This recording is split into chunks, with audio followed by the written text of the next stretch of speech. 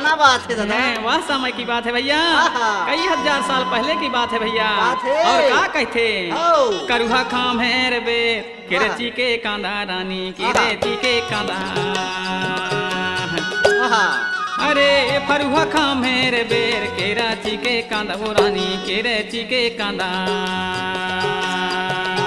आहा। तेंदो भेलवा पाके पाके बैचांदी के रांधा हाय होए दे बेहान रानी साथे जाब। तेंदो भेलवा पाके पाके बैचांदी के रांधा हाय होए दे बेहान रानी साथे जाब। हो सारा गे तारैया वो गई रात सुगर बगोरे असल होए दे बेहान रानी साथे जाब।